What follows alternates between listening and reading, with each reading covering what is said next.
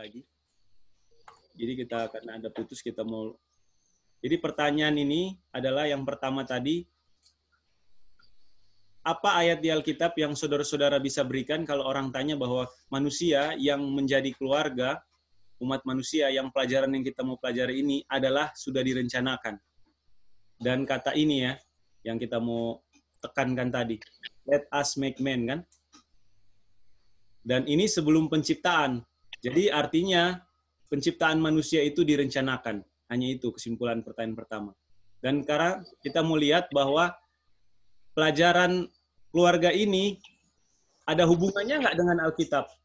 Karena ada yang bilang kan, oh ada kelompok-kelompok tertentu cuma pakai tulisan Ellen White, nggak pakai Alkitab. Mari kita bukan mau menjawab pertanyaan mereka, tapi kita mau nyatakan apa yang kita tahu benar. Jadi kita boleh ringkas bahwa keluarga manusia dimulai dengan Adam dan Hawa, kan? Ini satu. Setelah Adam dan Hawa, keluarganya jadi keluarga siapa?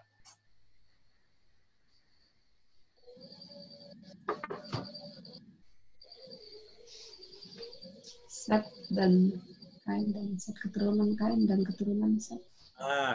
Oke, terima kasih. Karena kita tahu ceritanya ya, ini cuma tanya aja ya cerita. Bahwa Kain anak pertama membunuh Habel anak kedua dan akhirnya tinggal Kain. Tapi apakah yang dicatat di dalam Alkitab keluarga Kain? Bukan. Iya, jangan. Waktu anak manusia. Keturunan anak-anak Allah dan anak-anak manusia itu dari Set. Jadi saudara-saudara boleh lihat gambar ini? Apa saudara-saudara boleh lihat? Kalau ini saya bilang saudara-saudara ini ya. Ini catatan orang lain dan waktu-waktu ini kita nggak mau tetapkan sebagai perhitungan. Kita hanya mau lihat dia punya umur dan nama-namanya ya. Jadi ini apa namanya chart yang bisa saya ringkas. Ini ringkas saja. Bahwa ini daftar keluarga. Ini kalau di bahasa Indonesia bilang bapak-bapak kan. Dan kita tahu zaman bapak-bapak ini, apakah Tuhan bicara langsung pakai malaikat, jadi mereka bisa lihat langsung karena nggak ada dokumentasi kan, nggak ada buku, mereka langsung bicara ya. Bahkan Adam itu bisa face to face dengan Tuhan sebelum berdosa. Sampai akhirnya pun Yesus datang untuk ya, memberi ini kan, apa namanya, kontroversi yang. Jadi saudara-saudara, zaman bapak-bapak. Jadi zaman bapak-bapak, saudara-saudara, ini memang umurnya saudara-saudara bisa lihat. Dan yang menarik di sini, saudara-saudara bisa lihat, Adam masih hidup 930 tahun kan? Jadi Lamek itu masih sempat lihat Adam. Karena masih di tahun ke-870. Kalau Nuh sudah enggak. Saudara-saudara bisa lihat ya, ini umur, ini ya, memperanakkan kan, Set 130 tahun.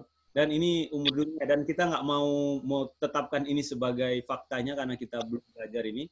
Cuma yang saya mau tunjukkan bahwa inilah bapak-bapak pertama sampai kepada Bapak Abraham, yang dibilang bapak orang percaya. Apa saudara-saudara bisa mengikuti sampai di sini? Jadi yang kita punya rumah tangga Advent, dan rumah tangga Advent itu apakah ada di dalam Alkitab dia punya petunjuk-petunjuknya? Dan ini kita bukti sedikit saja ya. Dan kalau mau lihat ayat ini, saudara-saudara bisa buka di mana saudara-saudara? Apakah gambar ini nggak ada daftar ayatnya? Di Matius ada. Coba saudara-saudara buka di Kejadian 5. Kejadian 5 sampai ayat 1 sampai 32. Tapi ayat itu pun hanya sampai di Nuh kan. Dan ini ringkasan saja. Sampai di Abraham. Kita cuma mau tunjukkan chart supaya lebih ringkas. Dan berikutnya, saudara-saudara, jadi kalau ada yang tanya, kenapa kita lihat ini, buat apa? Mau tunjukkan bahwa Abraham sampai dari Adam sampai Abraham, itu catatan ada di Alkitab ya, dan ada di Kejadian 5 ayat 1 sampai 32. Jadi kita nggak ini, kita tulis saja di sini, mungkin ada yang ini suka nyatat. Kejadian 5 ayat 1 sampai 32. Ini apa namanya kalau orang bilang ini? Silsilah lah ya. Silsilah Adam sampai Nuh. Kalau digambar sampai ini ya, Abraham. Terus saya mau tunjukkan lagi, dan ini zaman bapak-bapak ya, makanya dibilang bapak. Dan zaman bapak-bapak ini belum ada nabi, jadi belum ada imam. Ini sistem Yahudi belum ada. Jadi inilah dasar ke keluarga. Ini keluarga awal-awal manusia seperti ini. Dan ini ya, panjang-panjang. Yang berikut, saudara, lihat ini. Dan kalau tentunya senang sekali kalau bisa sampai umur-umur, tapi kita punya kesempatan lebih kalau kita setia ya sama Tuhan. Oke, satu lagi. Ini saudara-saudara. Sekarang kita masuk ke perjanjian baru. Perjanjian baru ada di dalam Lukas 3 ayat 23 sampai 38. Saudara-saudara bisa lihat di sini nama-namanya yang berakhir di Yesus. Dan inilah yang membuat kita jadi Kristen kan. Dan Kristen itu kalau nggak percaya Tuhan Yesus, pasti bukan Kristen. Bisa jadi agama lain, karena ada yang percaya Adam, ada agama yang percaya Abraham. Ini cuma mau ini saja, supaya saudara-saudara ngerti kenapa saya share ini, bahwa Yesus berhubungan dengan Abraham kan. Walaupun nggak di sini ada Abrahamnya, tapi kenapa bisa sama dengan Abraham? Karena sumbernya Adam. Dan kita tahu di ayat Lukas 3 ayat 23 dibilang di situ, kita baca ayatnya ya. Supaya ini mungkin ada yang belum bisa buka Alkitab sendiri, jadi kita mau tunjukkan. Kita buka di Lukas 3 ayat 38. Jadi inilah ya. Semua aja karena ringkas kok. Oke. Saudara-saudara bisa lihat ya. Ini bahasa Indonesia aja. Jadi ini ayat yang dicatat oleh Lukas, dan kita punya dasar bahwa Yesus itu adalah keturunan Adam. Ya, kita lagi nggak belajar soal anak-anaknya, istilahnya lebih detail lagi, cuma mau tunjukkan ini buktinya, dan ayatnya di sini ya. Jadi ayatnya yang saudara-saudara bisa ingat dan bisa cek lagi sendiri. Ada juga yang bilang bahwa ini ya, bahwa Yesus keturunan Daud kan, kayak David sini. Jadi ini cuma ringkasan dari pendahuluan pelajarannya. Dan berikut saudara-saudara yang kita mau lihat di sini, kalau ada yang tanya, bisa nggak kita hubungkan keluarga Yesus? Dan Yesus itu kita tahu nggak ada keluarga kan? Saudara-saudara setuju? Nggak berkeluarga kan? Maksudnya bukan nggak ada keluarga, tidak berkeluarga. Tapi bisa nggak kita hubungkan keluarga kita dengan Tuhan Yesus kalau cuma sampai di sini? Dan kalau kita belajar semua pelajaran, kalau nggak ada hubungannya dengan Tuhan Yesus, apakah kita berpengharapan, saudara-saudara? Seperti lagu tadi.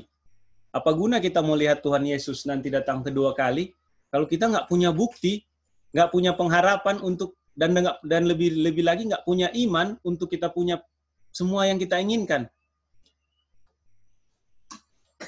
Jadi ini pertanyaan yang saya ingin saudara-saudara juga bisa jawab. Kalau ada yang tanya, apa hubungan keluarga Anda masing-masing di tempat Anda, saudara-saudara masing-masing sekarang dengan Tuhan Yesus?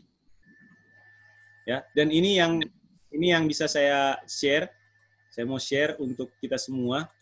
Dan kalau saudara-saudara punya cara yang lain yang bisa saudara-saudara pelajari, itu berarti manfaatnya buat saudara-saudara. Mari kita baca 1 Yohanes 5 ayat 1. Setiap orang yang percaya bahwa Yesus adalah Kristus, dan kita tahu Kristus ini adalah kalau di ini perjanjian kan, bahwa di nubuatan kan, lahir dari Tuhan. Dan ini ayatnya kan, kita percaya, betul. Kita percaya Yesus itu lahir dari Tuhan, karena ada yang nggak percaya kan tentunya. Dan setiap orang yang mengasihi Dia, Yang melahirkan, ini bukan kita mengasihi orang tua kita ya, ayat ini bicara soal spiritual kan, kita tahu. Mengasihi dia juga berarti lahir daripadanya. Dan kita tahu ini lagi sementara bicara soal Kristus. Dan ayat ini, ayat kedua, 1 Yohanes 5 ayat 2, inilah tandanya bahwa kita mengasihi anak-anak Tuhan ya. Yaitu apabila kita mengasihi. Jadi inilah kenapa ini ayat ini, apabila kita mengasihi Tuhan serta melakukan perintahnya. Jadi ini syarat. Terus ayat 3, sebab inilah kasih kepada Tuhan. Yaitu kita menurut ini ulangan lagi ya. Dan perintahnya itu tidak berat. Saudara-saudara, ini apakah di dalam rumah tangga, apakah kita harus tahu prinsip-prinsip ini? Dibilang lagi, sebab semua yang lahir dari Tuhan mengalahkan dunia. Jadi kalimat mengalahkan dunia ini apakah, oh nggak usahlah anak-anak, kamu nggak usah belajar mengalahkan dunia, kamu akan kalah terus. Nggak ada ya, itu bukan biblical atau bukan alkitabiah dalam keluarga umat Tuhan. Dan iman yang mengalahkan kan, dengan ini saluran kita sudah tahu. Siapa yang mengalahkan dunia selain dia, pada dia yang percaya bahwa Yesus adalah. Jadi kalau kita mau mengalahkan dunia dari ayat ini, dibilang bahwa kita harus apa? Percaya bahwa Yesus anak Allah. Dan bagaimana kita mau percaya kalau kita nggak belajar? Bagaimana kita punya iman kalau kita nggak dengar firman Tuhan? Dan kita lihat catatan-catatan firman Tuhan, buka. Ini kita masih pakai Alkitab ya, belum pakai Roh Nubuat. Jadi saudara-saudara, di dalam kita punya keluarga, apakah saudara-saudara bisa meyakinkan kita punya anggota keluarga bahwa Yesus adalah anak Bapa di surga yang sudah hidup dan menang dan kasih perintah-perintah, dan perintah-perintah itu boleh nggak kita bilang berat perintahnya? Nggak ya saudara. Walaupun perintah Tuhan Yesus salah satu bilang apa? Ada nggak yang ingat perintah Tuhan Yesus soal keluarga?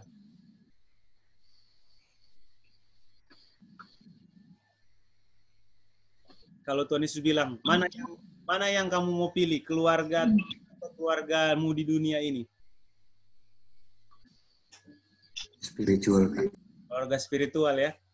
Dia bilang kalau orang nggak bisa menyangkal diri dan ikut pikul salib kan, tapi lebih lagi ada yang di ayat bilang bahwa kalau dia nggak bisa ini keluarganya, nggak layak jadi pengikut. Jadi saudara-saudara, ini dasar firman Tuhan yang kita mau lihat hubungannya dengan keluarga kita ya.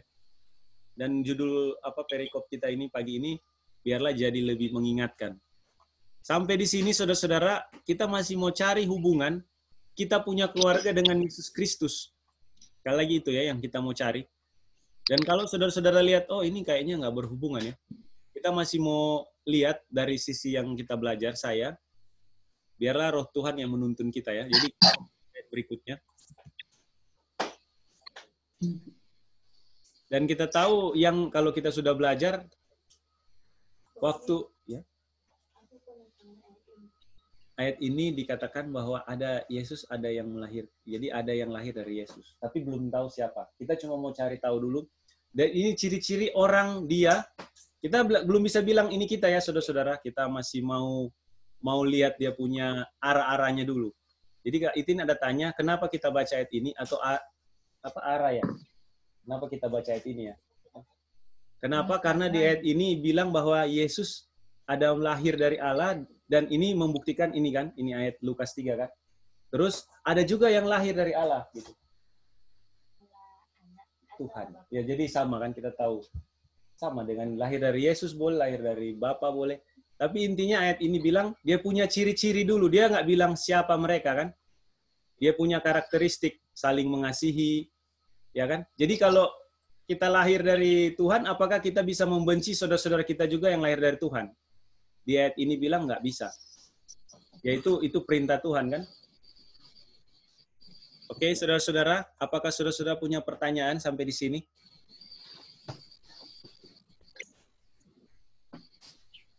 Kalau belum ada, kita anggap saudara-saudara bisa mengerti. Kita mau lanjut di James 1 ayat 18.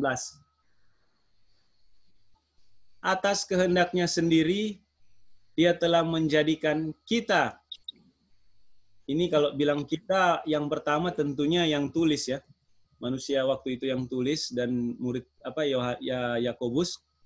Dan kita mau renungkan apakah kalimat firman Tuhan ini bisa kita mengerti atas kehendaknya sendiri. Jadi kalau bilang kehendaknya sendiri, apakah saudara-saudara ingat di Kejadian ada yang bilang us make men? Siapa kira-kira yang suruh mereka menciptakan manusia? Kita bilang mereka, kita tahu Tuhan ya. Ada nggak yang suruh saudara-saudara? Nggak ada. Nggak ada. Dan itu nggak adanya di sini kita bisa lihat. Kehendaknya sendiri sudah menciptakan manusia dari Adam sampai kepada kita oleh firman kebenaran kan? Dan kebenaran ini sama dengan terang yang nggak ada hitamnya.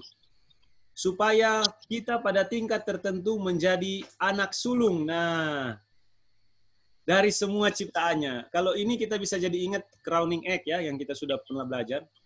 Bahwa manusia diciptakan bukan jadi kayak orang bilang kesengajaan, dan itu memang kita harus bisa buktikan. Nggak ada di dunia ini kita yang lahir, nggak ada direncanakan. Nggak ada, saya bilang. Ini baru sampai lihat ini, saya sudah bisa lihat bahwa ada kehendak Tuhan untuk kita masing-masing. Tapi ini umum dulu ya, umum. Dari penciptaan Tuhan sudah rencanakan, sungguh amat baik ya.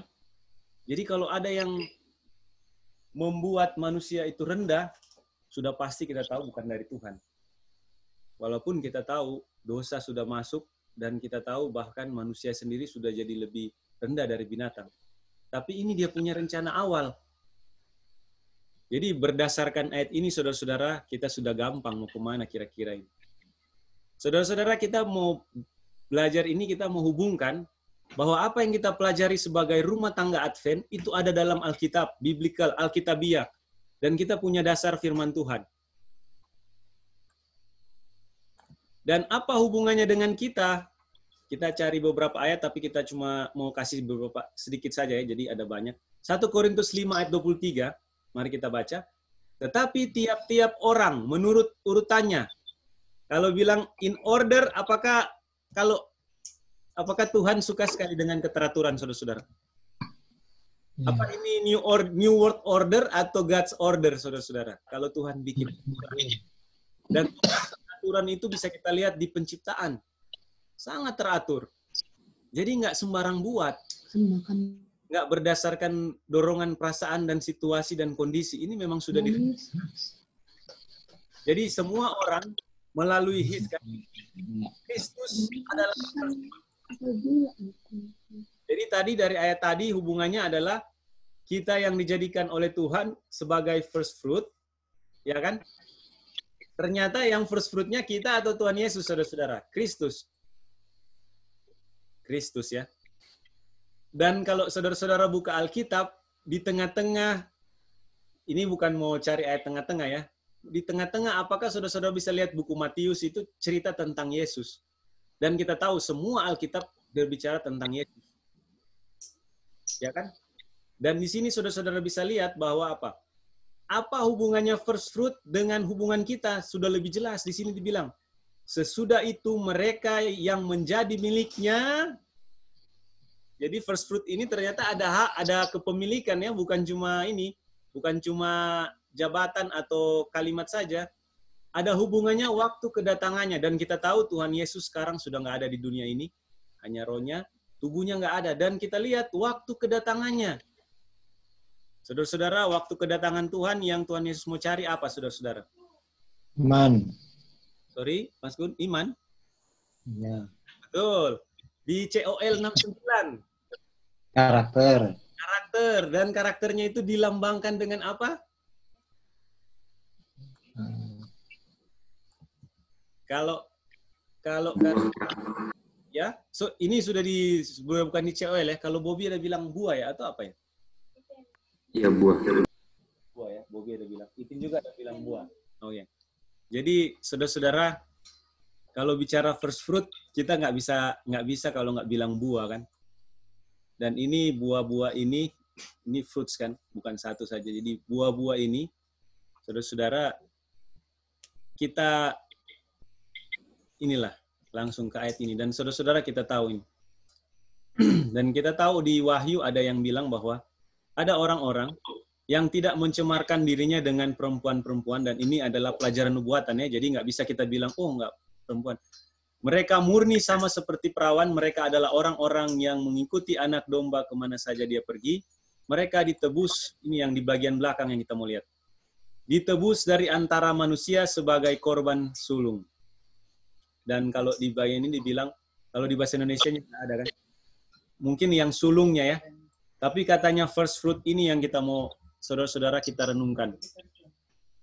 Jadi saudara-saudara, 144.000, boleh saya ingatkan saudara-saudara dengan gambar ini ya.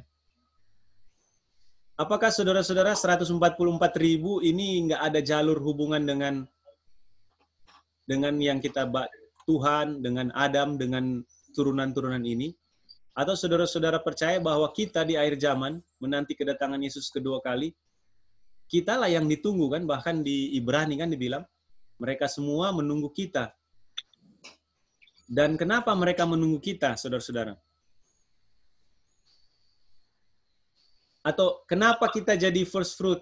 Ini pertanyaan terakhir sebelum kita masuk ke pembahasan seri rumah tangga Advent.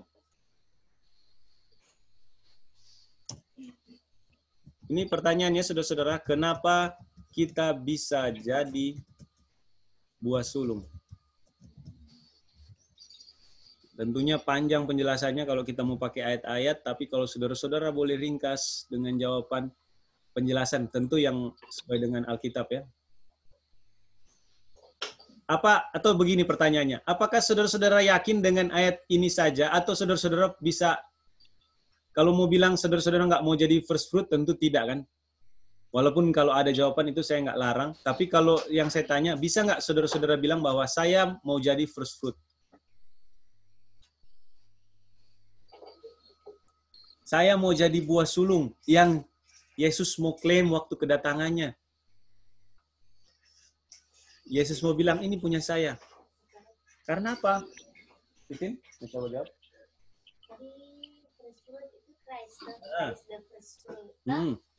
Ada hubungannya first fruit dengan Christ. Karena itu Christ punya first fruit. Iya kan? Ada hubungannya dengan Christ. Nggak mungkin Christ fresh fruit di Wahyu ini nggak ada hubungannya. Contoh kayak ini. Oh ya, itu silakan. Itu mau jelaskan Christ mau jadi ditambahkan. Itu silakan. Buat sedikit supaya itu. Ada ayat bijan kalau nggak salah itu first fruit yang kita pun bisa jadi punya first fruit. Oh ya. Berdiam. Betul, kata berdiam ya. Betul, saudara-saudara. Dan Kristus itu berdiam dalam kita kan, ada ayatnya kan? Bapa juga kan? That is mine. Sering saudara-saudara yang kita mau ingin saudara-saudara pikir, kalau saya tanya begini, kenapa saudara-saudara mau jadi first fruit? Dan tentunya kalau mau jadi, tentunya jadi milik Tuhan.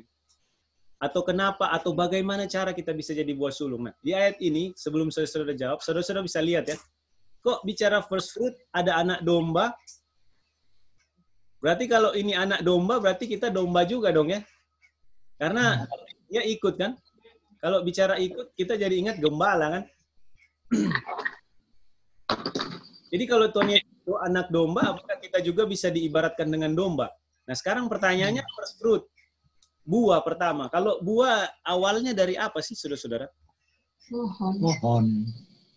Dari buah juga, buah ditanam. Seed, dari seed. Betul sekali. Masa buah durian dari buah mangga? Itu pernyataan dari Tante Nuning bisa saya ganti dengan buah dari buah juga. Kalau kita dari Yesus berarti dari Tuhan Yesus. Dan kita tahu ayatnya kan, kita sudah nggak mau panjang lebar di buah itu firman Tuhan, karena kita terbatas lagi dengan waktu. Jadi saudara-saudara, bikin alasan, coba saudara-saudara renungkan, bisa nggak kita pertanggungjawabkan kalau orang tanya, kita ini mau jadi buah sulung yang mau diklaim Tuhan Yesus waktu kedatangan Tuhan Yesus kedua kali. Ada hubungan, ini cuma 3 ayat saja ya, tapi saudara-saudara bisa lebih banyak. Intinya saudara-saudara, di dalam kita punya kehidupan keluarga, bisa nggak kita pertanggungjawabkan semua pertanyaan atau kalimat yang kita itu dengan firman Tuhan?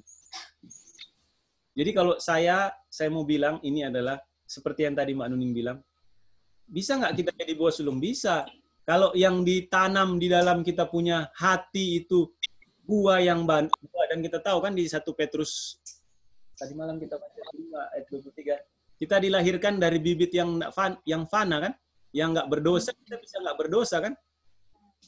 Jadi kita punya pikiran ini, kalau bilang buah sulung bisa nggak? Kita harus mungkin dulu dalam pikiran kita direncanakan, oh iya ya, kalau mau jadi buah sulung berarti yang duluan berbuah kan, dia pertama berbuah kan. Dan kalau pertama berbuah, manusia bisa nggak berbuah kalau tanpa Tuhan Yesus? Nggak bisa. Di Yohanes 15 nggak bisa kan? Jadi ini cuma pertanyaan perenungan, karena kalau kita mau langsung baca saja kayak ya, bukan, kita sudah tahu bahwa renungan rumah tangga kita kutipan Roh Nubuat, tapi kalau nggak ada dasar firman Tuhan, apa yang kita baca biasanya menguap cepat waktu sudah siang. Tapi kalau kita renungkan firman Tuhan dan kita tambah dengan pengalaman Nyonya White, kalau saudara-saudara buka, ini kan keluarga-keluarga umat manusia kan. Dari Yesus Kristus ini ada bapak-bapak gereja. Bapak-bapak gereja sampai kepada zaman kegelapan kalau baca buku-buku ini, dan akan sejarahnya panjang. Tapi dengan ayat-ayat ini saja kita cuma mau langsung lompat ke kita punya bagian first fruit ini. Dan first fruit ini kita akan masukkan dalam kita punya renungan rumah tangga Advent. Sekali lagi, kita bukan mau cari Alkitab untuk mencocokkan dengan Roh Nubuat, tapi Roh Nubuat akan menguatkan apa yang kita renungkan pagi ini. Ini perenungan ya, ayat-ayat perenungan.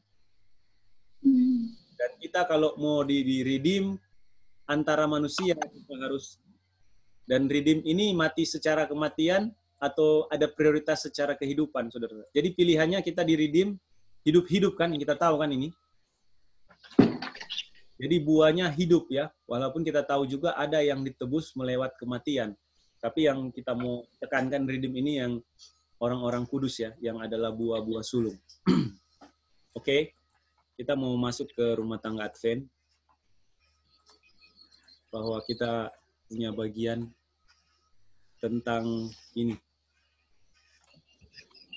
Ini tentang hal yang ini ya, yang penting dalam keluarga. Kalau saudara-saudara lihat, dia punya serinya. Seri rumah tangga Advent itu ada di keluarga yang sukses dan berhasil, itu di bagian 8. Dan di bagian 8 ini ada subbab-subbab. Yang pertama, satu lingkungan yang suci. Ya kan? Saudara-saudara masih ingat kan waktu itu? Baru ada sekolah anak yang pertama di rumah kan? Baru pekerjaan yang tidak dapat dialihkan. Nah, kita sementara di dalam bab itu. Dan kemarin, suatu pekerjaan yang tidak dapat dialihkan.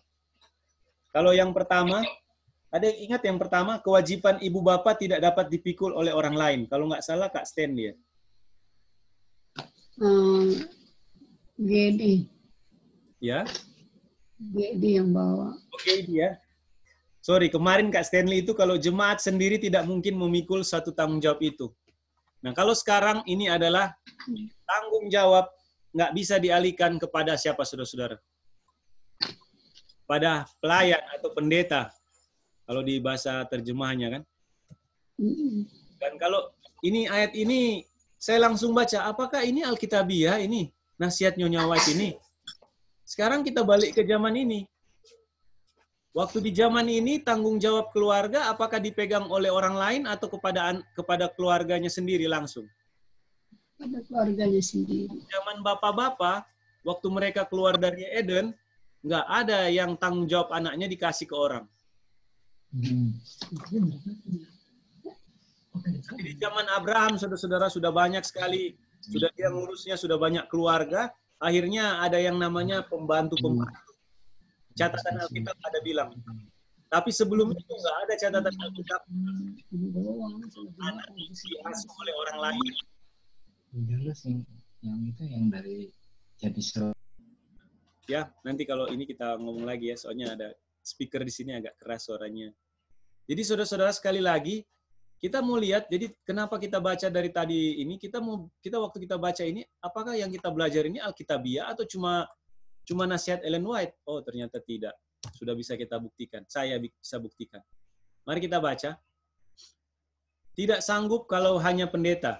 Kamu menyerahkan tanggung jawab besar Waduh, ternyata tanggung jawab besar. Dan kalau besar, di atas pundak pendeta serta menjadikan bertanggung jawab untuk jiwa anak-anakmu. Ini hal yang sangat-sangat salah ya. Atau ini tidak sanggup, nggak bisa.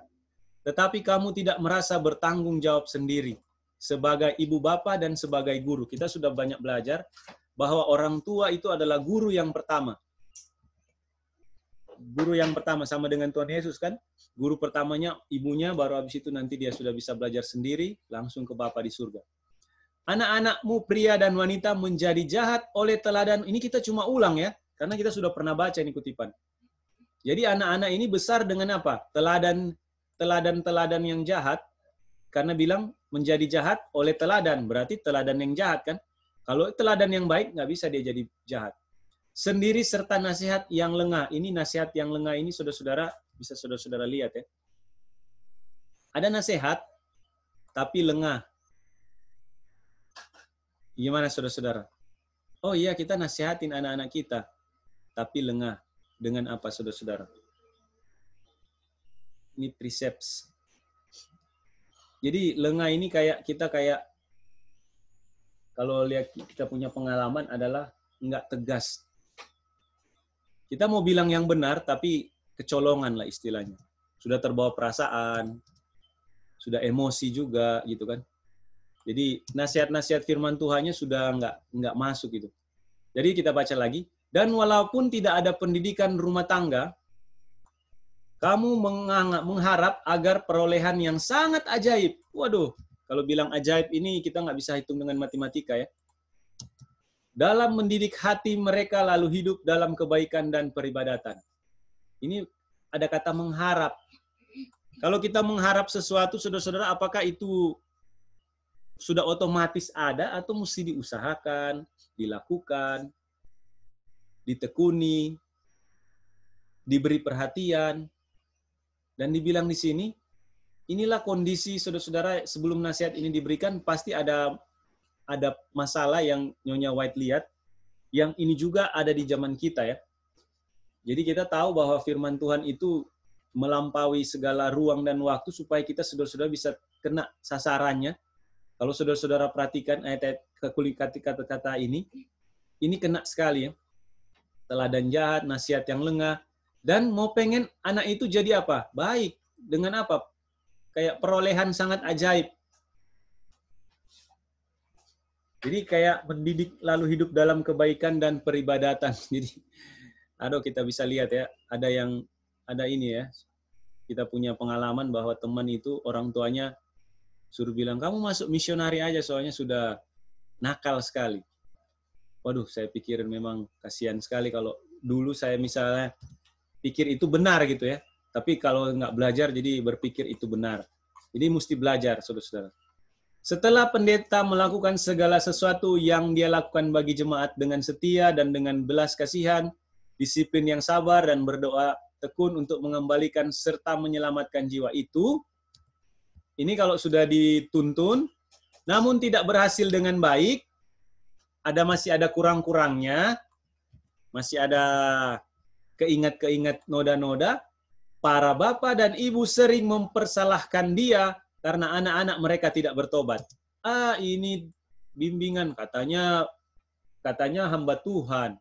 Kok nggak bisa didik anak saya? Nah, jadi ini seperti itu kira-kira ya. Mempersalahkan hamba Tuhan karena anak-anak mereka tidak bertobat. Sedangkan harusnya tanggung jawab itu ada di mana? Orang tua, bapak-bapak dan ibu-ibu ya, yang punya anak. Terus dia bilang lagi, sedang hal itu sebenarnya adalah karena kelalaian mereka sendiri. Ini nasihat firman Tuhan ya, ini bukan pendeta yang mau bela diri. Pikulan itu ditanggungkan di atas pundak Bapak Ibu. Oleh sebab itu, maukah mereka mengemban pekerjaan yang telah diamanatkan Tuhan kepada mereka serta melakukan dengan setia. Jadi inilah kayak kita mau masuk pekerjaan, melamar pekerjaan. Tentunya orang kalau melamar pekerjaan tujuannya untuk apa, saudara-saudara? Untuk kerja kan? Dan dalam hal keluarga, inilah pekerjaan keluarga yang Tuhan berikan. Ini bukan manusia atau orang tua berikan kepada anaknya yang mau berumah tangga supaya mereka bisa melakukan ini dengan setia. Ini Tuhan. Jadi kalau kita lihat ini sebagai kayak warisan adat, turun-temurun, oh saya diajar mama saya begini, saya mau ajar juga dia begitu. Belum tentu itu benar. Kalau Tuhan nggak amanatkan, atau bukan firman Tuhan. Itu sudah kena di budaya ya. Oh anak saya suka makan ini, karena lahir dari kebiasaan makan keluarga ini. Jadi sebenarnya kalau sesuai dengan firman Tuhan, oke, tapi kalau enggak, bahaya. Bisa-bisa yang disalahkan pendeta kalau ada masalah. Atau pelayan Tuhan. Maukah mereka maju, ini orang tua ya, ke depan dan naik ke atas. Ini panggilan saudara-saudara. Mari kita maju. Maju itu artinya kayak kendaraan itu bergerak ya. Dan kalau mau maju butuh tenaga kan. Dan pas bilang maju, ada naik lah saudara-saudara. Kita tahu jalan yang sempit ini turun atau naik saudara-saudara. Kita punya kehidupan keluarga, umat Tuhan di akhir zaman. Saudara-saudara, apakah saudara-saudara kehidupan kita lebih hari lebih sulit atau lebih mudah? Pengalaman saudara-saudara. Di Zoom ya. Apa kita bicara belum bisa dengar? Lebih sulit. Lebih sulit kan? Iya. Dan ini ajakan ini saudara-saudara, apakah saudara-saudara kalau ada orang yang bilang, ayo naik, apakah orang itu masih di bawah atau sudah di atas? Ini kita bukan mau bicara spiritisme, ini Ellen White yang bilang, tapi saya yakin ini dorongan firman Tuhan untuk kita sekarang. Ini bisa juga kalau mau naik ke gunung gitu ya. Lalu lah kita majulah dari kita punya rencana-rencana yang masih di kertas. Pun masih di kertas, belum kepikiran juga ada yang masih belum ada kepikiran. Saudara-saudara, kita diajak pagi ini untuk melangkah. Kalau bilang maju ini nggak mungkin cuma diam, ataupun Tuhan mau angkat, pindah satu titik atau satu langkah. Nggak. Harus dorongan Tuhan dari dalam yang kita, iya saya mau. Dan bagaimana caranya? Bekerja dengan rendah hati, sabar, dan bertetap hati untuk mencapai derajat yang tinggi bagi mereka sendiri. Waduh, ini kalimat ini yang saya kalau nggak baca baik-baik sering lupa. Kamu harus begini, kamu harus begitu anak-anak. Orang tuanya sendiri nggak bisa. Pernah nggak kita alami hal ini, saudara-saudara? Anak-anak itu dijadikan kayak tempat pelampiasan emosi, dihubung-hubungkan dengan orang lain yang lebih baik dari mereka, dibanding-bandingkan.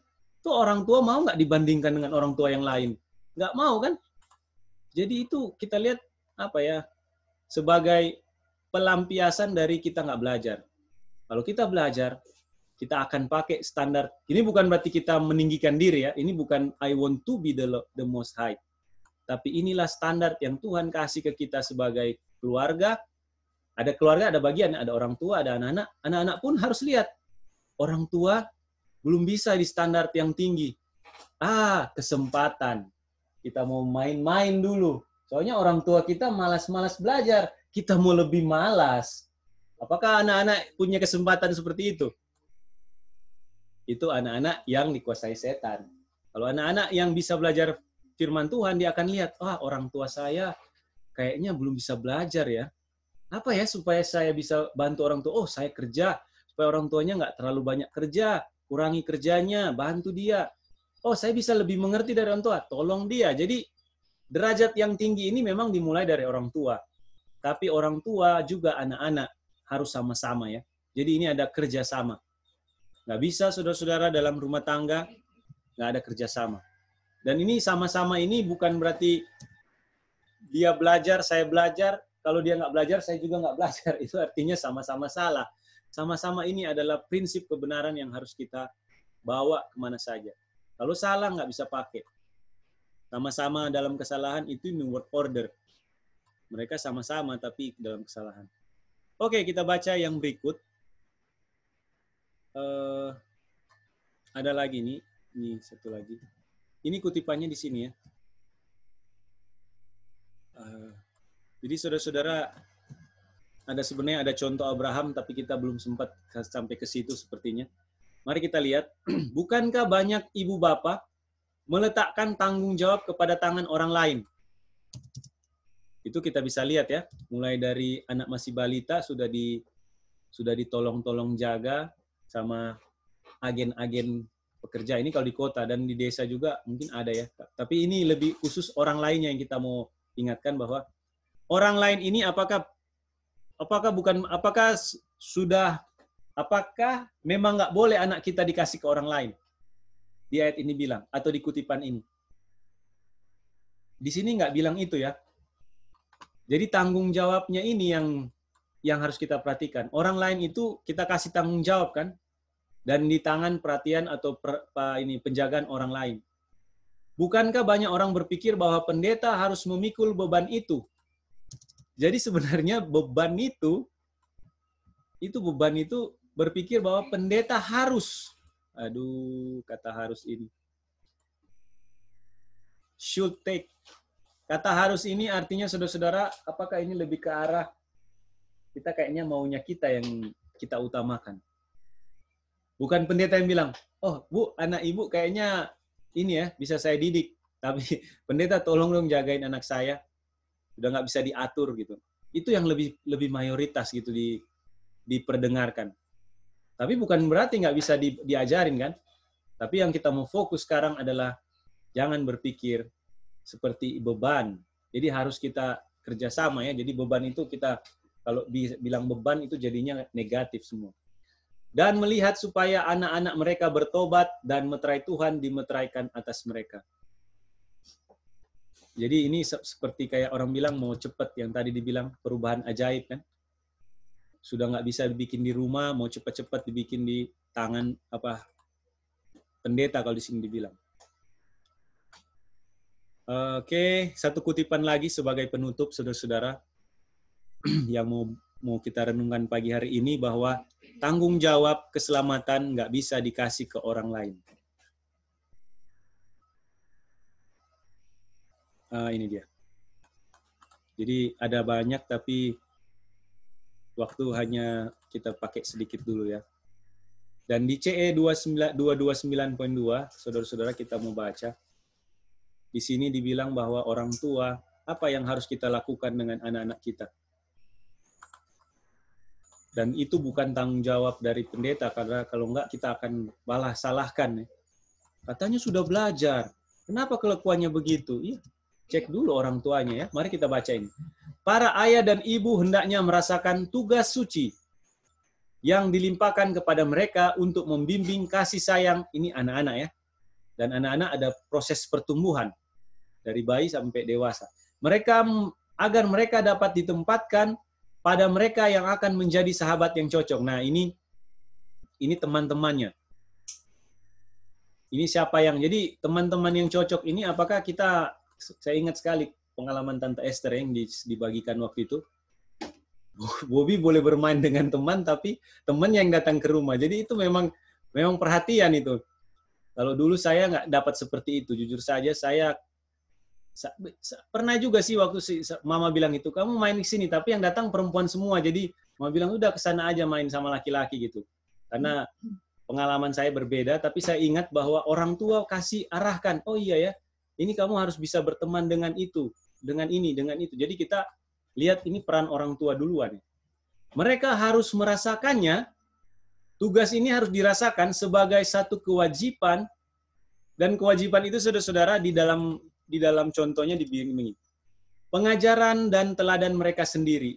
Sama kan seperti di atas tadi.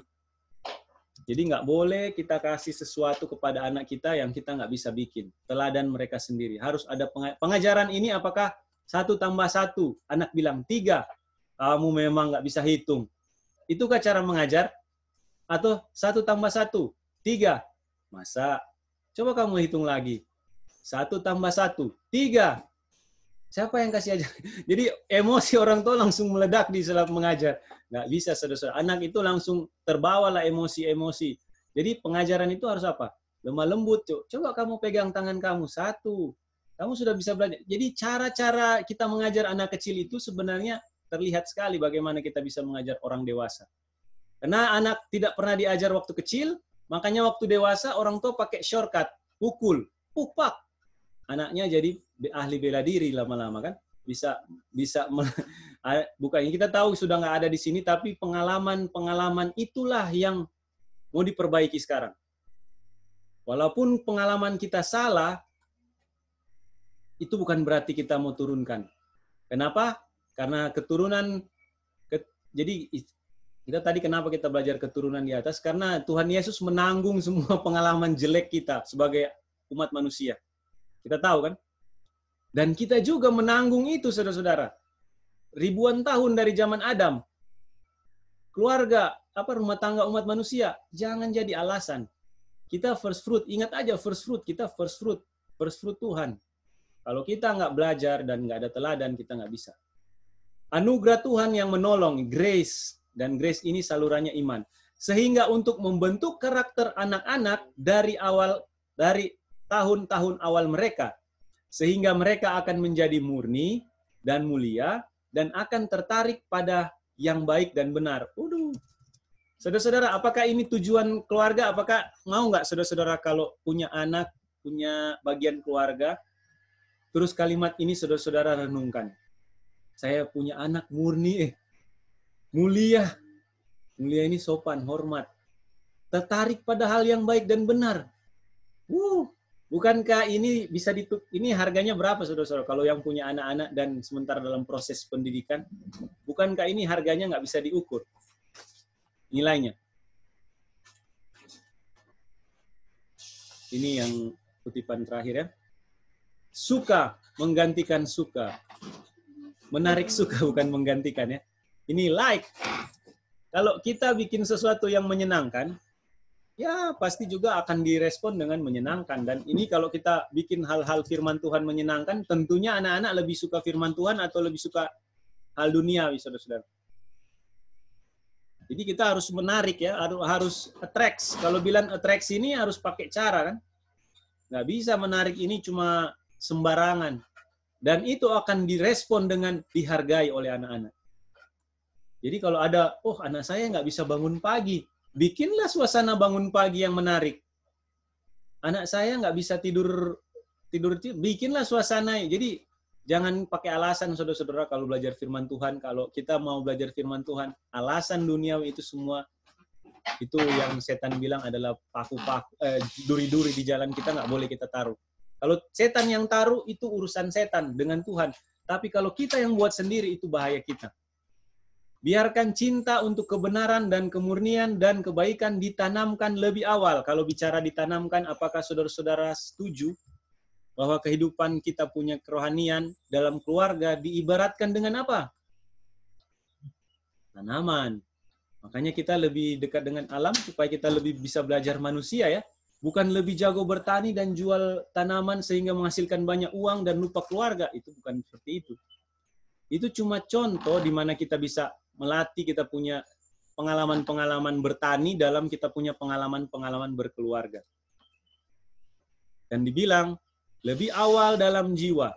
Jadi kalau lebih awal berarti lebih cepat, lebih baik kan? Jangan tunda-tunda. Dan kalau di tanaman, kalau kita tunda, bisa jadi ya terlambat panen. Remaja akan mencari masyarakat dan dari mereka yang memiliki karakteristik. Dan remaja akan mencari masyarakat dari mereka yang memiliki karakteristik ini. Jadi ini jadi seperti magnet ya saudara-saudara. Keluarga kita yang punya anak-anak akan jadi magnet. Karena orang tua akan lebih banyak di rumah dan anak-anak yang akan keluar rumah. Tapi kalau prinsip kebenarannya sudah benar, sudah tahu bahwa ternyata anak itu adalah buah dari atau first fruit kan. Walaupun ada berapa anak, tapi ini anak-anak ini adalah hasil dari keluarga ini kan istilahnya. Dan kalau hasilnya ini dipakai setan, apakah saudara-saudara mau kalau saudara-saudara punya anak dipakai oleh setan? Atau saudara-saudara mau anak-anak kita dipakai oleh Tuhan? Sebagaimana Yesus di dunia ini, saudara-saudara kalau mau bilang pelajaran kita kalau baca kehidupan Tuhan Yesus, mungkin itu karena kita nggak bisa lihat. Tuhan Yesus bukan petani kan? Tapi kita selalu, ini kita sudah share pengalaman kita ya. Kalau kita melakukan kegiatan berkebun, kita pengen sekali ada kayak, ya kita mesti merenung dulu, no? Bukan kayak nggak tahu mau bikin apa ya, cuma kita pikir, kayaknya kalau Tuhan Yesus di samping kita, dia bikin apa ya? Dia mau saya bagaimana ya? Dan itu, pengalaman yang orang tua mesti ajarkan kepada anak-anak. Ini pengalaman saya yang saya bilang. Jadi bukan berarti saya biarin anak-anak ini bikin sendiri. Tapi harus bawa Tuhan Yesus kemana saja. Kenapa? Karena kita harus sama dengan kehidupan Tuhan Yesus. Ini dia, saudara-saudara. Kalau kita nggak sama dengan kehidupan Tuhan Yesus, kita balik lagi. Jadi gini kayak, kamu harus sama dengan, kenapa kamu nggak sama dengan pendeta itu? Iya, pendeta itu manusia, kita harus sama dengan kehidupan Tuhan Yesus. Tapi, Tuhan Yesus juga pakai, kalau kita baca jemaat awal-awal, Tuhan Yesus pakai bapak-bapak gereja kan, murid-murid Tuhan Yesus kan, untuk membangunkan orang-orang yang tidur, keluarga-keluarga umat Tuhan. Dan kita mau tutup dengan kembali menekankan ayat ini, saudara-saudara. Kita ini semua kalau mau lahir kembali, untuk apa? Untuk menjadi buah kan, buah yang matang, yang akan dipanen. Dan itu nggak bisa, saudara-saudara, kalau tanpa firman kebenaran. Dan kalau saudara-saudara habis ini kita mau nyanyi, berdoa, kegiatan kita sehari-hari, renung-renungkanlah. Apakah yang saya lakukan ini menghasilkan first fruit buat saya, supaya saya diselamatkan, atau yang saya lakukan ini malah membuat saya jadi first fruit-nya tapi New World Order, atau setan. Karena setan juga sementara menanam benih kan sekarang, dan dituai, dan disemprot pakai yang sekarang sementara lagi tren. Itu cara setan kan, yang pakai semprot-semprot itu. Yang pakai semprot-semprot kimia. Gitu. Dan itu semua cara setan. Dan itu saudara, waktu itu saya lihat orang semprot-semprot, saya langsung ingat. Itu tanpa dilihat di TV, di kebun pun banyak yang semprot-semprot ya. Yang waktu itu pagi-pagi kita lihat anak-anak, masih ingat. Taruh pupuk. Ya, jadi intinya kehidupan keluarga kita, Tuhan sudah kasih tanggung jawab. Dan tanggung jawab itu, sekali lagi, judul kita hari ini, nggak bisa dikasih ke pendeta atau hamba-hamba Tuhan saja. Jadi nggak boleh kita, kalau cuma mau kasih serahkan tanggung jawab, nggak mau tanggung sendiri, itu pun akan menghasilkan hal yang nggak baik. Tapi kalau kita kerjasama, itu sangat-sangat bisa. Ada ayat-ayat yang lain bilang, kita harus saling tolong-menolong kan? Jadi orang tua jangan, saya nggak mau anak saya dijaga orang lain. Oh boleh, nggak apa-apa kalau memang bisa jaga sendiri. Tapi bukan berarti orang lain nggak bisa ajar anak. Bisa. Kalau saudara-saudara juga bisa menguatkan dia. Jadi dia nggak bingung. Kok di kelompok kita belajar begini, di rumah kita belajar bingung. Dan bingung itu setan paling senang. Dia langsung tebar bibit keraguan-raguan. Nggak mau belajar, malas, Jadi alasan-alasan inilah yang dipakai setan. Bukan anak-anak idenya kan dari setan, tapi anak-anak ini akan pilih itu kalau itu ada sebuah pilihan. Jadi biarlah di sini ada nasihat-nasihat yang lengah, jangan sampai nasihat-nasihat kita lengah. Lengah ini kebanyakan sudah campur dengan emosi ya, apakah sudah malas atau sudah emosi, sudah marah, sudah nggak konsentrasi. Jadi dulu dibilang nggak konsisten, dulu bilang iya sekarang enggak. Jadi hal-hal yang kita lakukan, kita sementara berjuang untuk keluarga kita kan, saudara-saudara. Biar sendiri keluarga kita siapa? Ya orang-orang yang dekat dengan kita. Kita nggak pernah bilang, kita semua ada keluarga ya di sini. Dan kita juga di sini keluarga ya. Keluarga umat-umat Tuhan. Jadi marilah kita mengakhiri ini, kita mau dorong saudara-saudara untuk mengingat kebaikan Tuhan dalam kita punya keluarga dan jangan menyia-nyiakan waktu. Menyia-nyiakan waktu itu saudara-saudara bisa terjemahkan sendiri. Karena waktu kita adalah genting, di mana situasi dunia sekarang ini menuntut kita lebih banyak waktu dengan keluarga. Ya, saudara setuju kan? Bukan cuma di rumah saja dan melakukan hal-hal sendiri, lakukanlah hal sama-sama. Ini bukan saya bilang, berarti dunia sudah sadar firman Tuhan. Bukan. Dunia akan lebih parah. Tapi sekarang kondisinya masih bisa kita ikuti. Artinya di rumah saja, belajar lebih banyak waktu. Dengan keluarga yang dulu nggak bisa bikin berkebun, sudah bisa banyak. Orang tua kan sekarang banyak kerja di rumah kan. dan memang itu desainnya. Tapi nanti akan ada masa yang lebih sulit lagi, di mana kita semua nggak tahu mau jadi apa, tapi kita tahu Tuhan beserta dengan kita setiap hari. Pastikan itu dalam kita punya perenungan pagi hari ini. Inilah doa dan pengharapan saya. Kalau saudara-saudara ada pertanyaan dan tambahan, dipersilakan sebelum kita kembalikan ke Itin.